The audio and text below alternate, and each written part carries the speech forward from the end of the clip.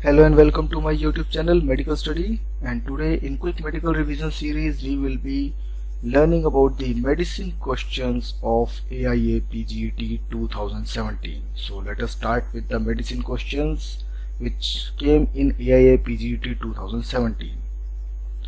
So the question is, an 18-year-old college student presented with erythematous itching lesions on the wrist. On examination, papules and vesicles were noted in a band-like pattern around the wrist along with oozing. The most probable diagnosis is seborrheic dermatitis, herpes simplex, contact dermatitis, urticaria. So before reaching to a final answer, let us know all about these four options and then we will be selecting the probable diagnosis. So let us start. The first is seborrheic dermatitis. Now seborrheic dermatitis, it is associated somewhere with the seborrhea. So the most common location for seborrheic dermatitis is the areas where there is a more oily secretion, something like that, scalp or in the nasolabial fold or in the flexures. So let us go with this. The etiological agent is overgrowth of yeast, may be associated with Malassezia furfur, commensal yeast, seen mainly in adults and infants but lesser in children. So it will either be seen in infants or in the adults but lesser in children. More common in males than females.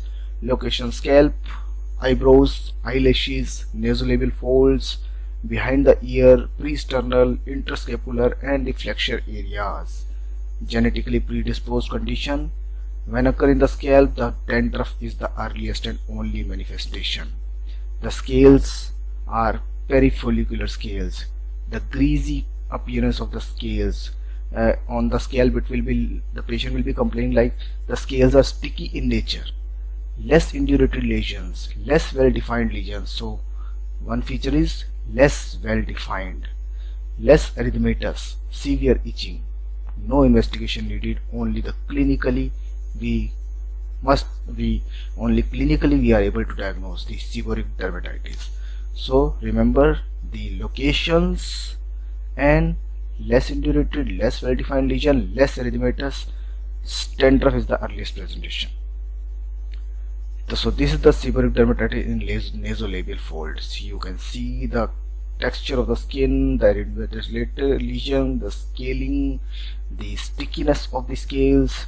So this is the seborrheic dermatitis. Now herpes simplex. Herpes simplex, the etiological agent is herpes simplex virus. It is in the form of type 1 or type 2. Type 1 present with herpes labialis or lesions above the waistline, and type 2 is mainly genital infection. In children occur by direct contact, and in adults we get the sexual history or by sexual contact it occurs.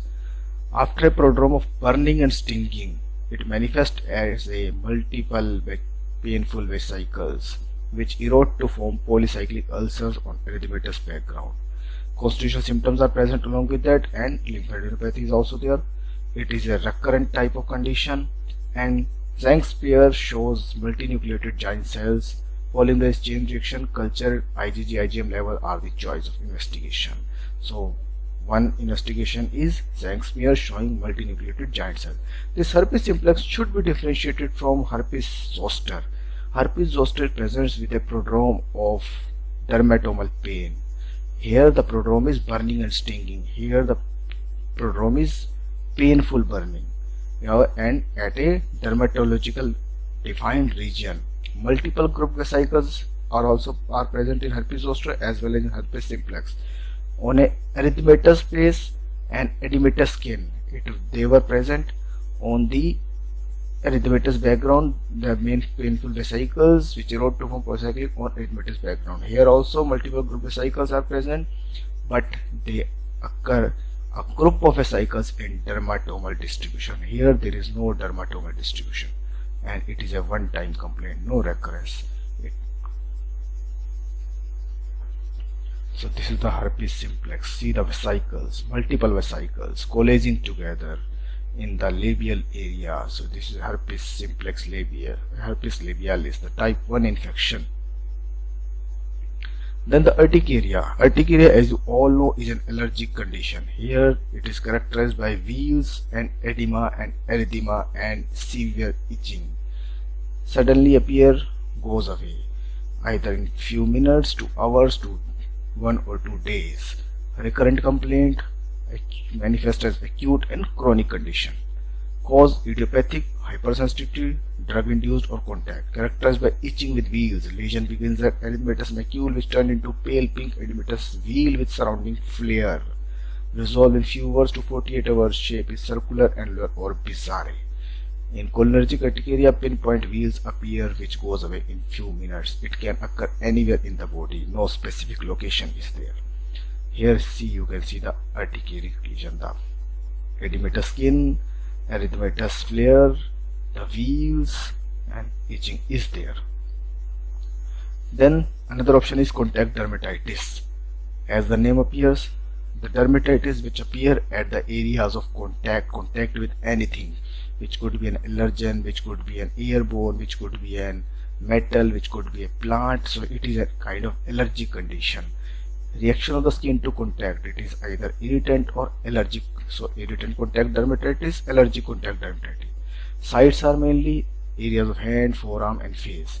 Irritant contact dermatitis characterized by dry skin, chapping or redness. If a weak irritant is chronically exposed, dry lesions appear. One form of this is housewife dermatitis or cumulative insult dermatitis. So most of the time the females present with the chapped hands, the dry hands, and in those cases the allergen is mainly the detergents or the solvents. So water, detergent, solvents, they cause such type of condition known as housewife dermatitis. Allergic contact dermatitis characterized by acute eczema, progresses from edema to papulovesicular. So it is a papulovesicular. Itchy lichenoid plaques in chronic cases. Location: if allergen is plant, face, neck, cubital, popliteal area. If allergen is metal, mainly the nickel and chromates, earlobe, wrist, face, arms. Medicines: generalized, rubber, feet. So now we know all the 4 options and let us find out the answer now. So this is the, you can see a band-like pattern of contact dermatitis which is occurring maybe because of a bangle or maybe because of a watch. Now the options are seborrheic dermatitis. Seborrheic dermatitis locations are scalp, flexures, interscapular area, nasolabial. There are these creasy scales and perifollicular scales. No specific location like of a wrist, and as given in the question. Herpes simplex, mainly the labial areas or above the waistline but in the form of multiple vesicle with burning, stinging, pain. No fixed pattern of the vesicles. Urticaria, wheal, edema and itching. So the answer here is, you see on examination, papules, vesicle, that is papulovesicular. Band-like pattern on the wrist, that may be because of allergy with the watch or the bangle with oozing, itching lesions. So the best probable answer here is contact dermatitis. Now you can see all the features in contact dermatitis. Here you see characterized by acute eczema, erythema to papulovesicular condition. Metals, nickels or chromates, earlobes and wrist is the area. So the best answer here is contact dermatitis. Next question is, 15-year-old girl gave a history of well-defined circular pink scaly lesions on her back followed by widespread papillosquamous eruptions, typically arranged in symmetrical tree-like pattern on trunk. No lymph node involvement, no oral lesion. Most probable diagnosis: tinea versicolor, pityriasis rosea, lichen planus, pemphigus. So let us know all the options. One is tinea versicolor or pityriasis versicolor.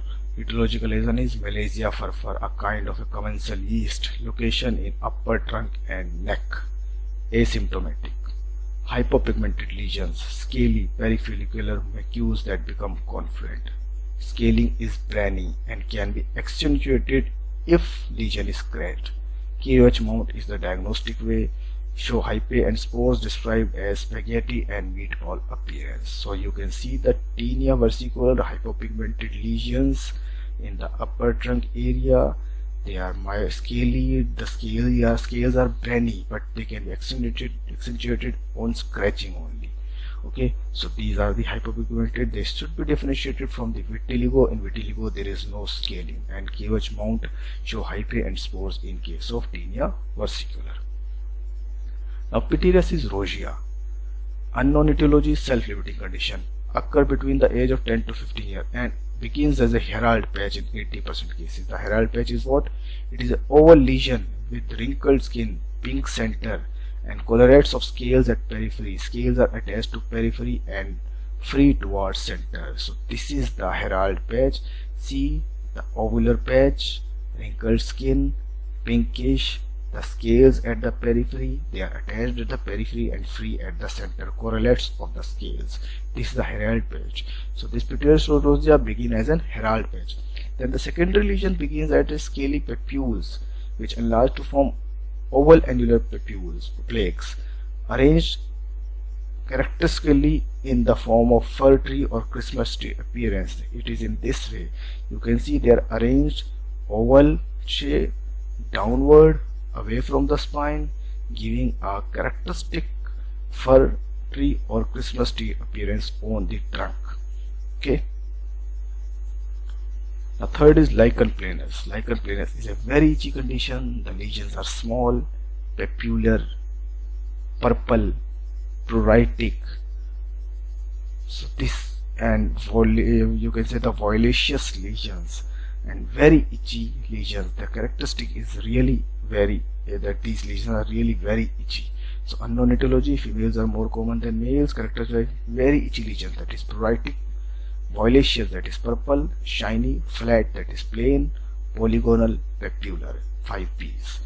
Show Wickham stria, characteristic is that lesion has white streaks when seen with the magnifying glasses. Lesions seen frequently at flexures of the wrist and shin and lower back. May appear at the sign of trauma known as Koebner phenomena or isomorphic phenomena. Lesion appear on the tongue as well as buccal mucosa having lacy pattern appearance, that is some kind of a, you can say this kind of appearance, the zigzag type of appearance, that is a lazy pattern appearance. So this is the lichen planus. See the violaceous, plain, pruritic, the papular, the stria, you can see Wickham stria, and Koebner phenomena. So after injury happens.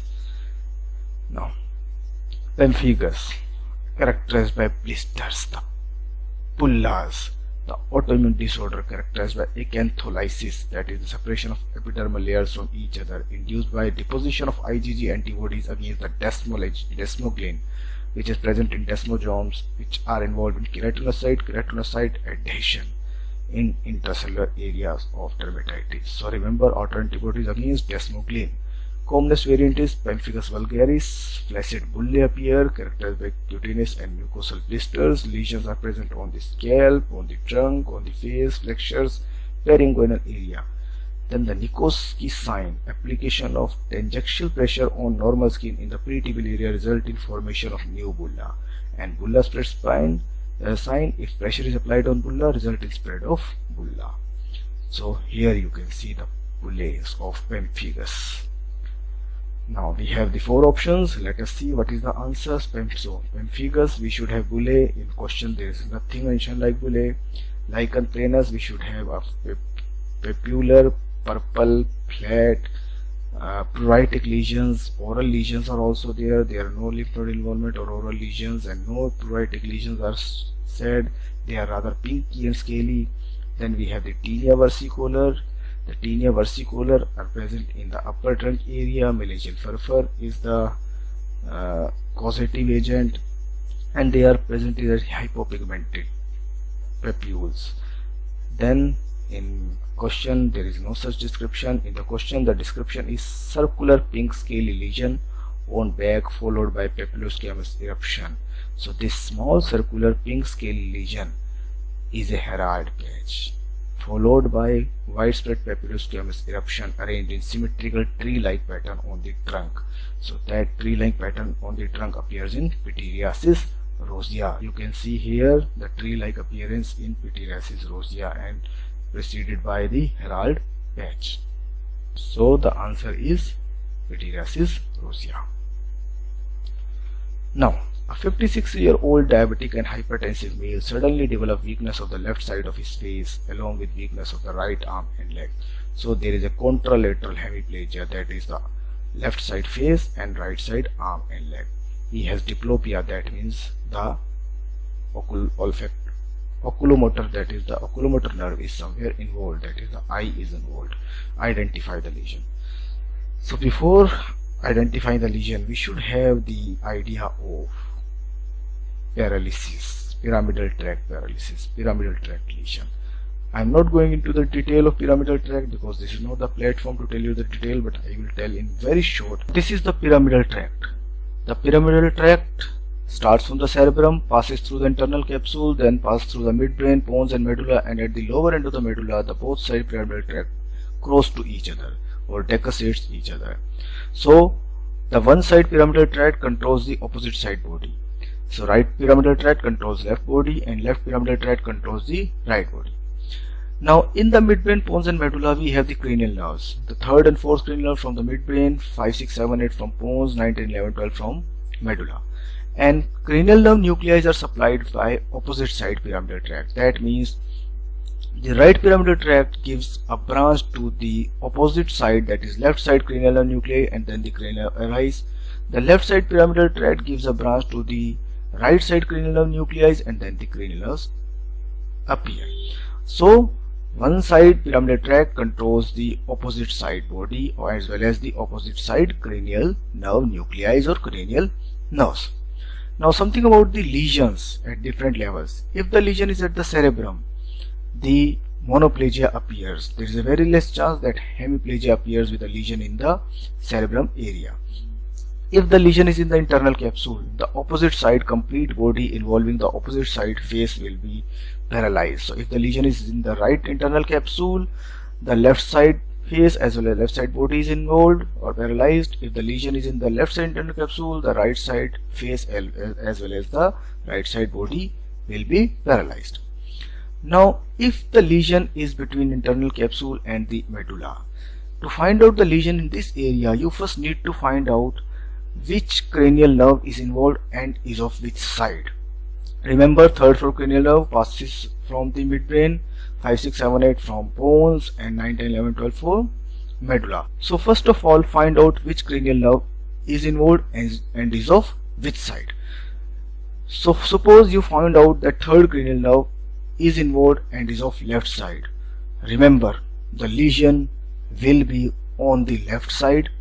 So here the left sided cranial nerve affection will be shown, and opposite side hemiplasia involving the arm and leg will be seen.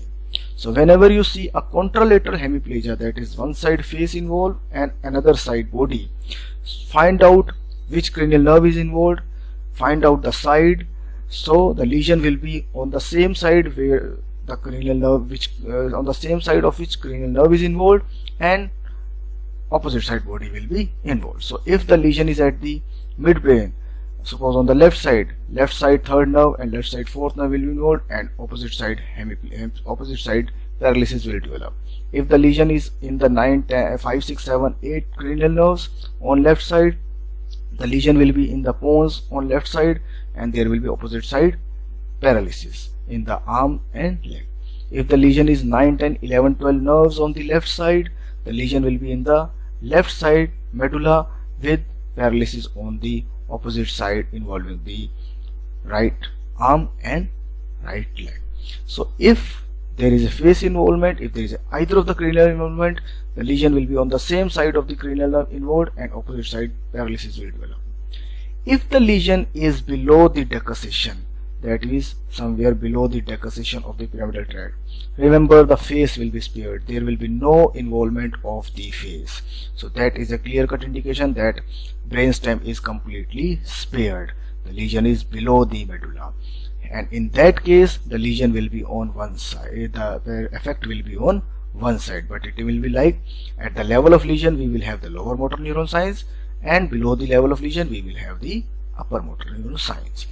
So by this way you can find out the lesion. In our question we have the diplopia on the left side and paralysis on the right side. So left side nerve is involved, diplopia means the left side third nerve is involved somewhere. So left side nerve is involved, the lesion has to be on the left side in the midbrain, and opposite side paralysis, that is right side paralysis, will develop. So this is the way you can find out the lesion at different levels. So the answer here will be left side of the brainstem. That means at the level of the midbrain, the eye will be involved and opposite side body will be involved. Now, a 55-year-old female presented with repetitive severe pain of brief duration on right side of the face, which started after exposure to cold. So you just see here, there is a hemicrania, not hemicrania, but on the face. The pain is in the face, not the head. Very simple question. All the conditions are associated with headache. Temporal arteries with headache, migraine with headache, tension headache with headache. Only the trigeminal neuralgia appears on the face. The answer will be this, but let us see with the details of the options. The migraine, triad, paroxysmal headache with vomiting and focal neurological events, usually visual. Starts as prodrome of malaise and irritability with aura of focal neurological event in the form of fortification spectra, shimmering silvery zigzag lines which march across visual field for 20 minutes, and then the headache. Unknown etiology, but precipitating factors like dim light, chocolates, prolonged study, stresses are present. Females are more commonly affected than males, caused by vasodilation of extracranial vessels and treated by analgesics. Trigeminal neuralgia, sharp lens-seeking pain in second and third division of trigeminal nerve, that means on the face, mid-age or elderly, recurrent episodes, pain precipitated touching the trigger zones within the trigeminal territory by eating, by cold, caused by compression of trigeminal nerve rootlets at their entry to brainstem by cerebral arteries. Triggering factors: shaving, touching the face, eating, drinking, brushing, talking, encountering a breeze, smiling, washing the face. Tension headache, constant headache, generalized headache, radiate to occiput, dull, tight, as if someone has hold the head, continue for weeks and months, poorly respond to analgesics, less in early part of the day, but as the day progresses it aggravates. Scalp tenderness may be present. Temporal arteritis. It is an inflammatory large vessel vasculitis of unknown etiology occur in older person involving the superficial temporal arteries. Histologically characterized by presence of inflammatory infiltrate of lymphocyte plasma cells, giant macrophages, remember this, eosinophils with predominant necrosis of the media and fragmentation of internal elastic lamina. Onset is acute or insidious, associated with fever, malaise and weight loss. Permanent visual loss may occur in temporal arteritis due to ischemic atrophy of optic nerve secondary to vasculitis of posterior ciliary arteries. External carotid artery branches are involved. Temporal artery biopsy is of choice but not confirmatory because of skip lesions. Remember this also, ESR is elevated. So these are the four options. So let us see. The answer here, as you very well know, is trigeminal neuralgia, also known as dictolrex. Okay, so these were the questions from the medicine. The rest of the question I will discuss in my next video. Thank you so much and have a nice day. Just keep studying because UPSC paper is somewhere nearby. Thank you so much.